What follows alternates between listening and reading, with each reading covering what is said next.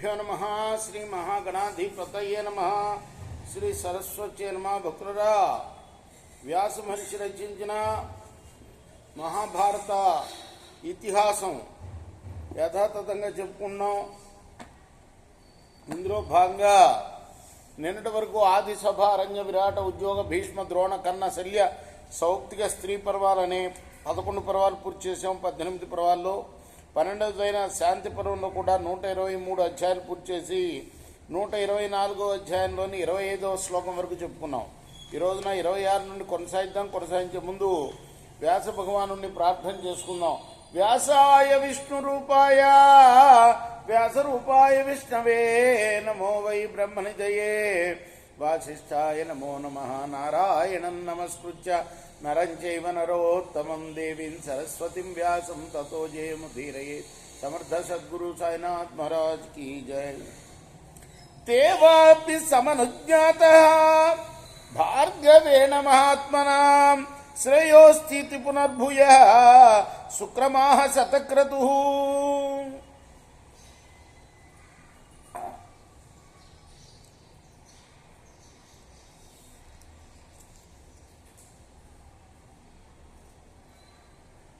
భార్గవుడు అంటే ఎవరు? శుక్రాచార్యులు వారు.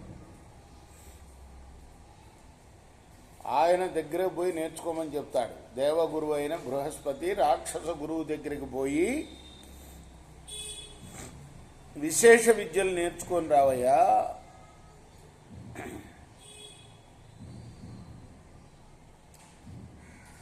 చెప్పాల్సిందంతా బృహస్పతి చెప్పాడు. ఇదే శ్రేయస్సు అయ్యా, దీనికన్నా మించిన శ్రేయస్సు లేదు అని అంటే మళ్ళీ అడుగుతున్నాడు ఇంద్రుడు. ఏమనంటే, ఇంతకన్నా మించింది ఏమన్నా ఉంటే చెప్పు అని. అప్పుడు ఇంతకన్నా విశేషమైన జ్ఞానం రాక్షస గురువు అయిన శుక్రాచార్యుడి దగ్గర ఉంది, ఆయన దగ్గరికి వెళ్ళి చెప్తాడు అని దేవగురువు చెప్పాడు. అక్కడికి వెళ్ళి భార్గవుడి దగ్గరికి వెళ్ళి ఆయన దగ్గర నుంచి విశేషమైన జ్ఞానాన్ని పొందాడు. ఎవరు? ఇంద్రుడు. ఇంద్రుడు ఎవరు? దేవతల రాజు. బృహస్పతి ఎవరు? దేవతలకు గురువు గారు.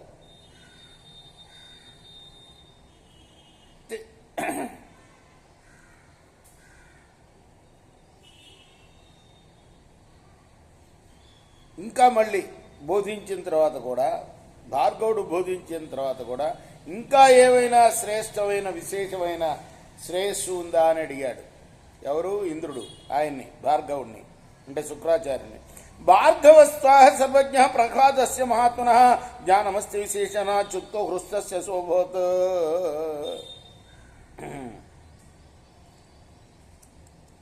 ఆ తర్వాత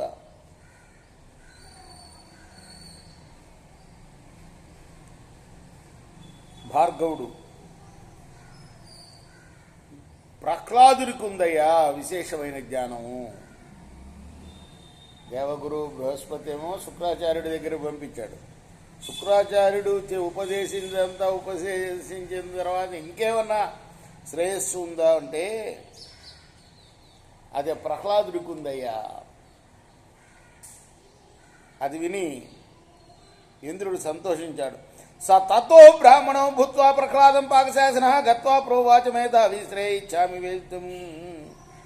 వెంటనే ఆ పాకశాసనుడు అంటే ఇంద్రుడు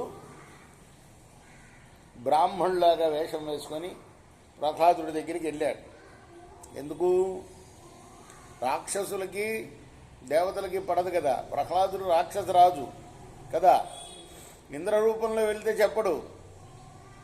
ఇంద్రుడిని కూడా జయించాడు ప్రహ్లాదుడు. అందుకోసం బ్రాహ్మణ వేషం ధరించి వెళ్ళాడు. ఎవరి దగ్గరికి? ప్రహ్లాదుడి దగ్గరికి. శ్రేయస్సు ఏమిటో తెలుసుకోవాలనుకుంటున్నాను అన్నాడు. ప్రహ్లాదస్త్వబ్రవీద్విప్రం క్షణో నాస్తి దిజర్షభ త్రైలోక్యరాజసక్తస్య తతో నోపదిశామి తే.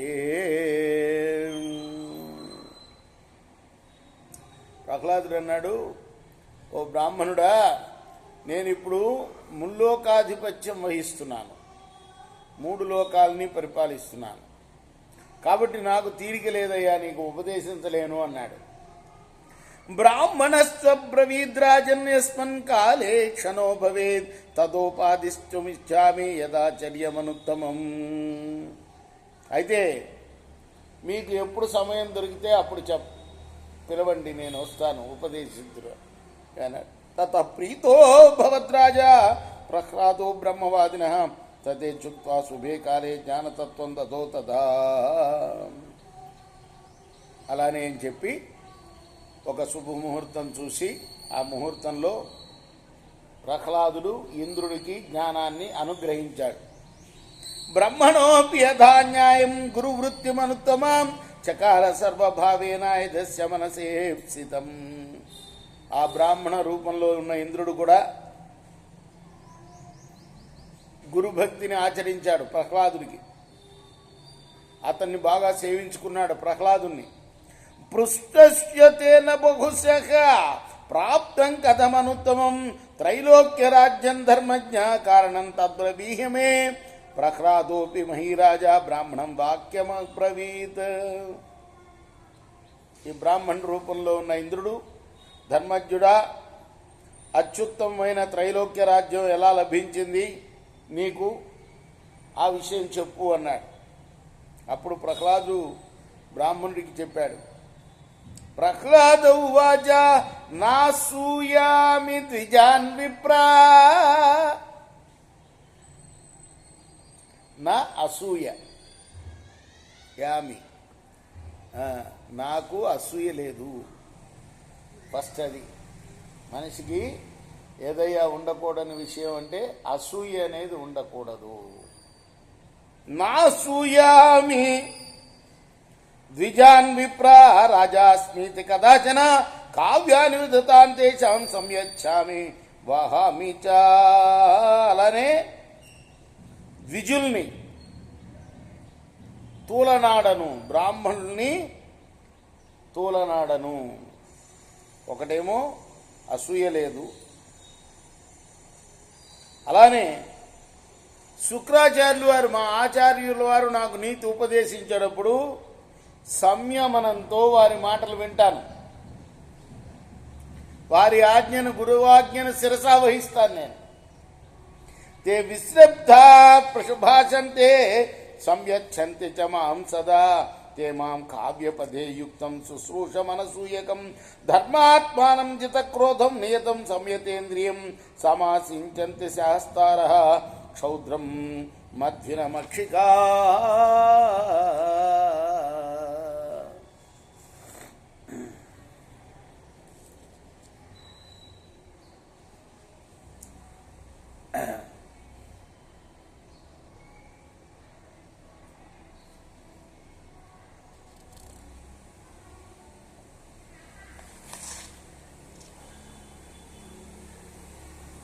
ఇంకా చెప్తున్నాడు ఆయన, బ్రాహ్మణుల్ని విశ్వసిస్తాను నేను. ఎప్పుడూ కూడాను యథాశక్తి శుక్రాచార్యులు వారు చెప్పిన నీతి మార్గంలో నడుచుకుంటూ ఉంటాను. ఎవరిలోనూ దోషాలు ఎంచను. గుర్తుపెట్టుకోవాలి, అసూయ లేదు, ఎవరిలోనూ దోషాలు ఎంచను. మనం ఎక్కువగా చేసే పని అయితే ఎవరు ఉన్నా ఎంత మంచివాడైనా సరే వాళ్ళు ఏదైనా దోషం కనబడుతుందా దాన్ని ఇతరులకు చెప్దామని చూస్తూ ఉంటాం కదా. అలానే ధర్మంలోనే ఎప్పుడు మనస్సును లగ్నం చేస్తాను, కోపాన్ని జయిస్తాను. ఇలా ఉండటం వల్లనే బ్రాహ్మణులందరూ కూడాని శాస్త్రంలోని అమృత వాక్కులతో నన్ను తడిపేశారయ్యా. అంటే వాళ్ళ ఆశీర్వచనాలు ఇచ్చారు అని అర్థం. ఇలా నేను ఉండటం వల్ల బ్రాహ్మణులు ప్రీతి చెంది నాకు ఆశీర్వాదాలు ఇచ్చారు. సోహం వాగగ్ర విద్యానాం రసానాం అపలేహిత స్వజాచ్చానధితిష్టామి నక్షత్రానివ చంద్రమా. నేను వారి నీతి విద్యల రసాన్ని ఆస్వాదించాను. చంద్రుడు నక్షత్రాల మీద ఆధిపత్యం పొందినట్లుగా నేను నా జాతి వారిని శాసించగలిగాను. ఏతత్సృదివ్యామృతం ఏతచ్చక్షురముత్తమం యద్బ్రాహ్మణముఖే కావ్యం ఏతచ్చుత్వా ప్రవర్తతే. బ్రాహ్మణుల నోళ్లల్లో ఉండే శుక్రాచార్యుని నీతి వాక్యాలు ఈ భూమికి అమృతమే. అది సర్వోత్తమమైన నేత్రం. రాజు దాన్ని విని దాన్నే అనుసరించి నడుచుకోవాలి. ఏతావచ్ఛ్రేచ్ఛ ప్రహ్లాదో బ్రహ్మవాదినిం సుసూచితస్తేన తదా దైత్యేంద్రో వాక్యమబ్రవీత్. ఇది శ్రేయస్సు అడిగాడు కదా ఇంద్రుడు, ఏదన్నా శ్రేయస్సు ఉండి చెప్పమని. ఇదయ్యా శ్రేయస్సు అని చెప్పగానే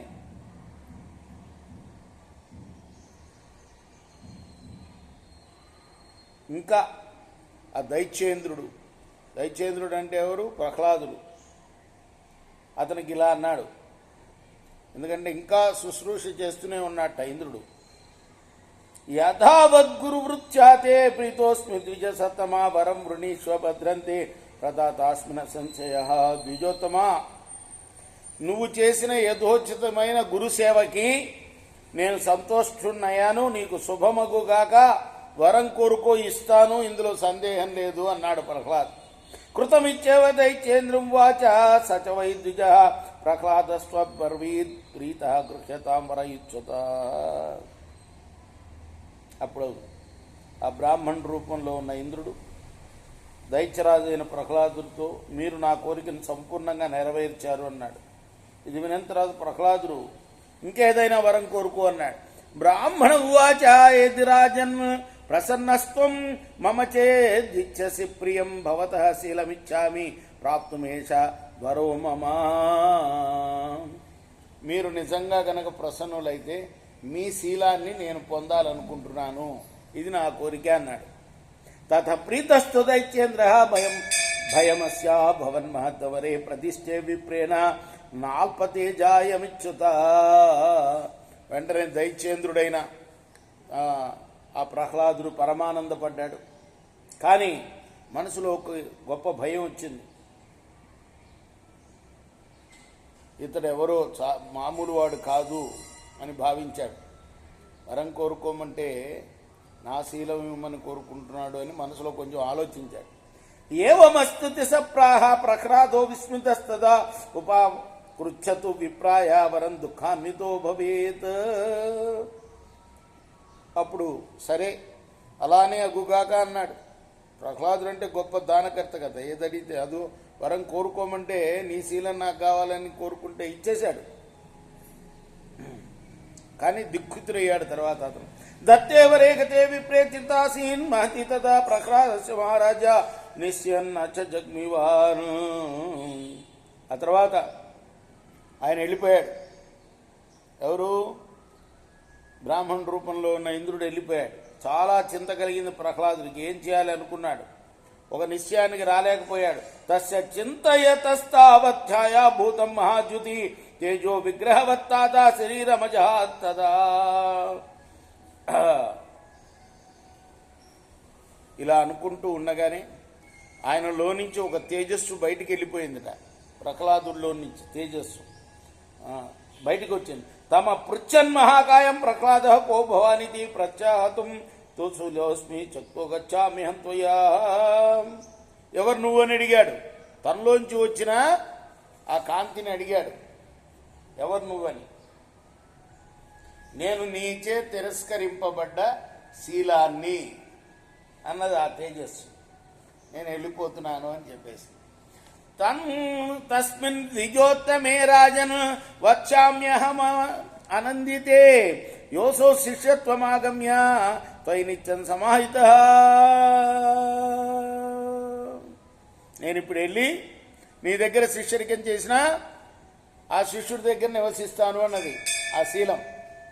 ఈ చుత్వాంతర్హితం తద్వై సక్రం చాన్వా విశత్ ప్రభో తస్మిన్ తేజపియాతేతు తాదృక్రూపస్తోవర శరీరాన్నిహ శృతస్తస్య కో భవానితి చాబ్రవీత్. ధర్మం ప్రహ్లాదమాం విద్ధి యత్రాసో ద్విజసత్తమ తత్ర యాస్యామి దైతేంద్రియ యతః శీలం తతో హ్యహం. ఇలా చెప్పి శీలం అదృశ్యమై ఆ ఇంద్రుడి శరీరంలో ప్రవేశించింది. ఆ తేజస్సు వెళ్ళిపోయాక అటువంటి రూపమే మరొకటి అతని శరీరాన్ని నుండి బయటికి వచ్చిందిట. ఎవరి శరీరాన్ని నుండి? ప్రహ్లాదుడి శరీరాన్ని నుంచి ఇంకొక తేజస్సు బయటికి వచ్చింది. నువ్వెవరు అన్నాడు. ప్రహ్లాద, నన్ను ధర్ముడిగా తెలుసుకో, నేను కూడా ఆ ద్విజోత్తముడి దగ్గరికే వెళ్ళిపోతాను. శీలం ఎక్కడ ఉంటుందో నేను అక్కడే ఉంటా. ఎక్కడ ఉంటుంది ధర్మం? శీలవంతుడి దగ్గర ఉంటుంది ధర్మం కదా. తతోపరో మహారాజా ప్రజలన్నివతేశ శరీరాన్ని శృతస్తస్య ప్రహ్లాదస్య మహాత్మన. ఆ తర్వాత మరొక తేజస్సు కూడా ఆ ప్రహ్లాదుల శరీరం నుండి బయటకు వచ్చింది. కో భవానితి పృష్టస్య తమాహ సమహాద్యుతి సత్యం విద్య సురేంద్రాజ్య ప్రయాస్యే ధర్మమర్మహం. నువ్వెవరు అని అడిగితే అది చెప్పింది, నేను సత్యాన్ని. శీలము, ధర్మము, సత్యం. నేను ఇప్పుడు ధర్మం వెంట వెళ్తున్నా. ధర్మం ఎక్కడ ఉంటే సత్యం అక్కడ ఉంటుంది. మనం సత్యం పలకాలి అనగానే సరిపోదు, దానికి ముందు ఇవి రెండు ఉండాలి. శీలం ఉండాలి, ధర్మం ఆచరించాలి. అప్పుడే సత్యాన్ని పలకగలుగుతాం, అబద్ధం లేకుండా. అర్థమైందా? సత్యాన్ని, ధర్మం వెంట వెళ్ళిపోతున్నాను. తస్మిన్ అనుగతే సత్యే మహాన్ వై పురుషోపర నిశ్చక్రాంతస్తస్మాత్ పృష్టశ్చాహ మహాబల వృత్తం ప్రహ్లాదమాం విద్ధి యత సత్యం తతో అహం. ఇంకా మరొక పురుషుడు బయటకు వచ్చాట.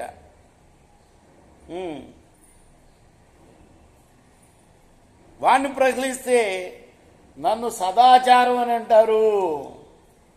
నిత్యం ఎక్కడ ఉంటే నేను అక్కడే ఉంటాను, సత్యం ఎక్కడుంటే నేను అక్కడ ఉంటాను. తస్మిన్ గతే మహాశబ్ద శరీరాత్ తస్య నిర్యయో పృష్టశ్చాహ బలం విద్ధి యతో వృత్తమహం తతః. అతను వెళ్ళిపోగానే మళ్ళీ ఇంకో పురుషుడు బయటకు వచ్చాడు. నన్ను బలం అంటారయ్యా, నేను ఎక్కడ సదాచారం ఉంటుందో అక్కడ ఉంటాను అన్నాడు. ఈ చుక్వాపరయ్యో తత్రాయతో వృత్తం నరాధిపా తత ప్రభా మయీ దేవి శరీరాతస్య నిర్యయో తామ పృచ్ఛ దైత్యేంద్ర శాస్త్రీర్ విచ్చేనమభ్రీతి విశదాస్మి స్వయం వీరా త్వయి సత్య పరాక్రమ త్వయా చక్తో గమిష్యామి బలం హ్యమగతాహ్యమం. అలా సదాచారం మేరకనే బలం కూడా బయలుదేరి వెళ్ళింది. ఆ తర్వాత కాంతిమతి అయిన ఒక దేవి శరీరం నుండి బయటకు వచ్చింది.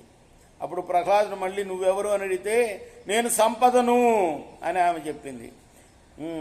నేను స్వయంగా నీ యందు నివసిస్తున్నాను, కానీ నువ్వు నన్ను వదిలేసావయ్యా, కాబట్టి నేను కూడా బలాన్ని అనుసరించి వెళ్ళిపోతున్నా అన్నది సంపద కూడా. తతో భయం ప్రాదురాసి ప్రకాశ మహాత్మ అపృచ్ఛ తతో భూయ కయాసి కమలాలయే త్వం హి సత్యవ్రతాదేవి లోకస్య పరమేశ్వరి కశ్యాసో బ్రాహ్మణ శ్రేష తత్వం ఇచ్చా వేదితుం. అప్పుడు ప్రహ్లాదుడికి భయం పుట్టింది. మళ్ళీ నువ్వు దేవివి, పరమేశ్వరివి, ఆ బ్రాహ్మణ శ్రేష్ఠుడు ఎవరు నిజంగా చెప్పు అన్నది. ఎవరు బలాన్ని అనుసరించి ఉంటాను అని ఎవరు చెప్పారు? సంపద చెప్పింది కదా. అప్పుడు నువ్వెక్కడికి వెళ్తున్నావు? సంపద అంటే ఎవరు? అమ్మవారే కదా సంపద కదా. ఆ బ్రాహ్మణ శ్రేష్ఠుడు ఎవరు అసలు నిజంగా చెప్పు అన్న. శ్రీరువాచ సశక్రో బ్రహ్మచార్య తతశ్చేవోపశిక్షిత త్రైలోక్యేతే యదైశ్వర్యం తత్తేనాపహృతం ప్రభు. అప్పుడు లక్ష్మీదేవి చెప్పింది, ఎవరో కాదు, నువ్వు విద్యలు ఇచ్చింది ఎవరికో కాదు, ఇంద్రుడికి ఇచ్చావు నీ విద్యలన్నీ.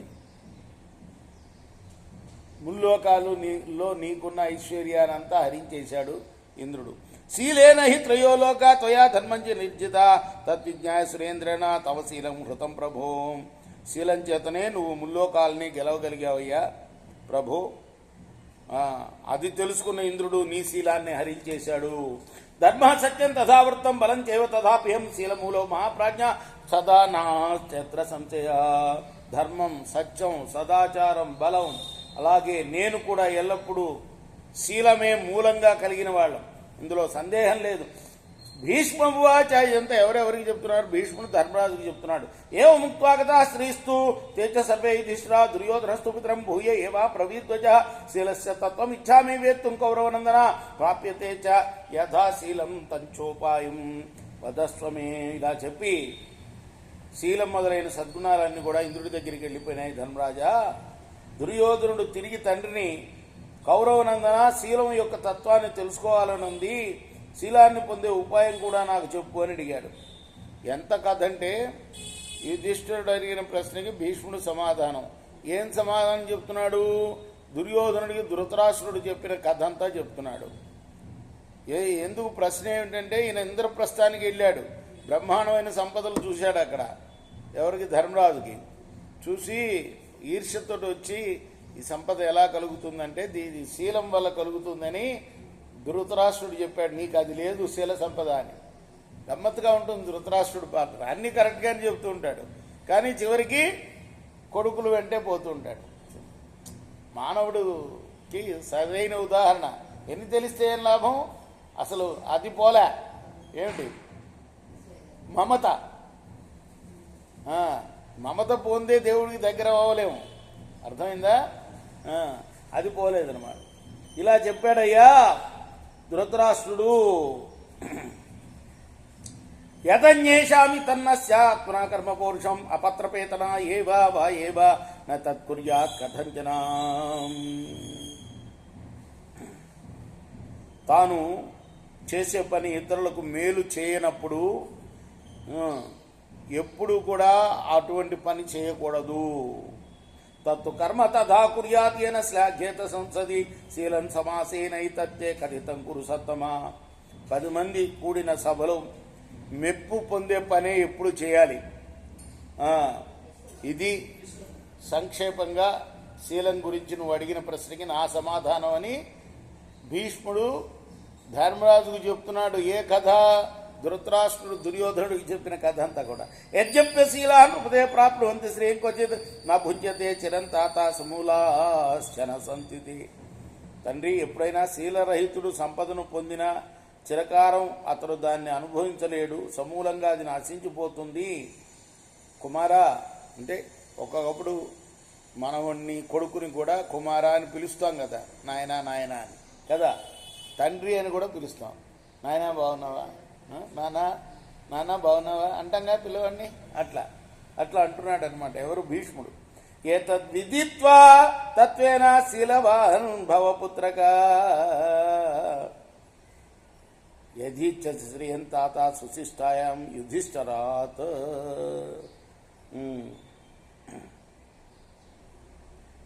మళ్ళీ ఏమన్నాడంటే ధృతరాష్ట్రుడు చెప్తున్నాడు భీష్ముడు, విశిష్టమైన సంపదను ఆ ధర్మరాజు నుండి నువ్వు పొందాలంటే నువ్వు శీలవంతుడు అవ్వాలి. వీడికి ఎక్కడుంది శీలవంతం? దుర్యోధనుడికి. కాబట్టే పోయాడు కదా. భీష్మవాచ